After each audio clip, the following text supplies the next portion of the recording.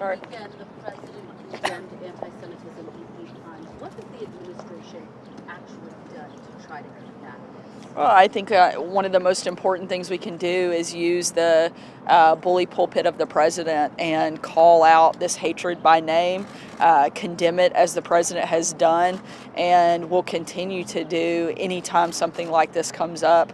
Hopefully we don't see another incident like this. It's a horrific and heinous moment and something that should never happen in our country. And the president, along with the entire administration, condemn that behavior and racism and bigotry and evil and violence in every form possible. Can you point out multiple steps the president has taken? Again, I think the most important thing he's done is to embrace the people of these communities that have been impacted and to condemn this behavior and call it out by name. I think that's something that can't be missed or ignored throughout the process. Kevin, I ask you about immigration. How close is the administration to rolling out new principles on immigration policy, and what's your expectation for working with Nancy Pelosi and Chuck Schumer? I understand they're coming here to the White House to that end.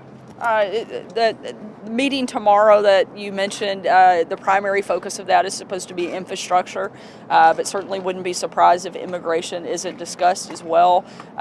Two very big topics. Others are now starting to recognize what the president's been saying all along, that we really do have a crisis at the border. And in fact, it is inhumane for us to ignore it longer. We have a number of unaccompanied children skyrocketing, the number of those individuals coming across our border being smuggled and taken advantage of and exploited. And now members of the Democrat Party hopefully are seeing exactly what the president's been talking about and will have a new willingness to help us address it that they haven't had in the past. We'd like to see that happen. Tomorrow, you'll see us also talk about infrastructure, a place that there should be a lot of cooperation between Republicans and Democrats. It's vital for our country to repair our bridges, our roads, our airports, as well as our technology infrastructure. And hopefully we'll see some positive things come out of that meeting tomorrow. I know it's something the president is passionate about as a builder himself. It's something he'd really like to see addressed, and hopefully we can talk about both of those issues and come out with something positive. What specifically will the president propose tomorrow during this infrastructure meeting? I'm not going to get ahead of the meeting. We'll see how that goes. It seems like it's just and a photo op. It seems like both sides are coming with nothing. That's such an important issue. Look, both sides know that something has to be done. A conversation needs to be started, and we'll see what happens tomorrow. I'm not going to get ahead of that process, but certainly I think it is a big step that both sides, who have frankly had a lot of hostility towards one another over the last couple months, are sitting down at the table and discussing an issue that has to be addressed, and they both are showing a willingness to do something about it, and I think that's a good first step, and we'll see what happens from there. Does the president waive executive privilege on any of the issues that came up during the Mueller investigation? Some of the people in Capitol Hill say he has, and generally in a legal proceeding, if you don't assert it early, you lose it.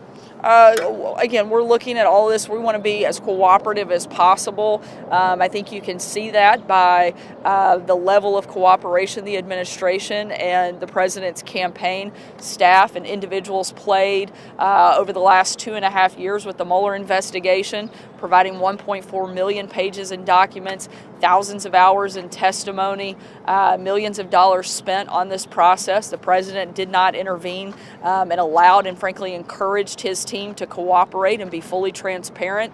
We're going to continue to do that, but at the same time, you have to look at the outrageous behavior, particularly of the House Democrats, who are asking for things they know they can't have, that they know they have no legal authority to have, and frankly, they're just acting really childish. It's almost embarrassing to the House Democrats, the way that they're behaving, the way the process should work. Look at the side on the Senate. Attorney General Barr will go there.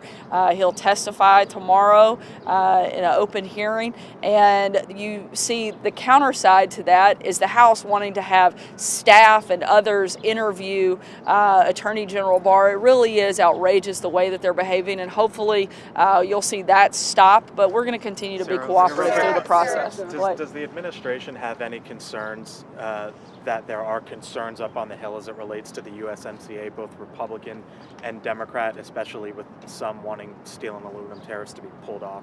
Not at this time. Again, we're still working through and pushing forward to a vote. At the end of the day, this is a historic trade deal that benefits Americans across the board, particularly those in our farming community and a number of other industries. It would be absurd for Congress not to push forward and pass this deal that really benefits American workers and certainly is much better than the deal that we've had through NAFTA over the last several years. Have you been given any assurances that there will be a vote? I'm not sure that wouldn't happen. I haven't been told that there's any reason to expect that a vote won't take place. So again, we continue moving forward and feel good about where we are.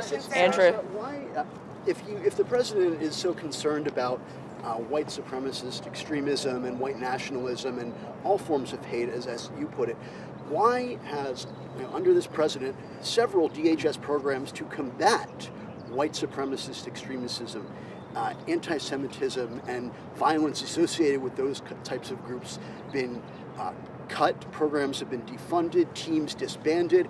Why does it keep happening if it's such a problem? And would the president support reforming some of those teams and refunding those programs? Look, there are a number of programs that still exist, both at DHS and in the Department of Justice and other places throughout the administration.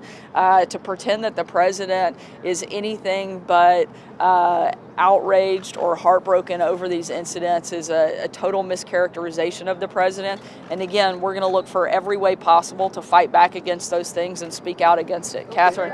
Sorry, Sarah, anything that gives you optimism that the president and Nancy Pelosi can work together on infrastructure after the last couple of months? I think they both understand what an important issue that is. I think the willingness that we're seeing from the Democrats to come sit down here at the White House is a good step. But we'll see what happens. I'm not saying that we have a deal on the table and that this is for sure something will take place, but we're certainly hopeful that Democrats are ready to quit playing political games and actually start doing their jobs. And we think that their initiation to come here is a good step towards that. Justin? Stephen Moore, the quotes have surfaced over the last couple of weeks of him referring to Ohio cities as armpits, of insulting clothes that women wear, of even comparing a girl on his son's soccer team to a horse. Is the president going to stand by his nomination? And if he does, isn't that condoning that type of language? Certainly we're reviewing those comments, and when we have an update on that front, we'll let you know. Sarah, Thanks, guys.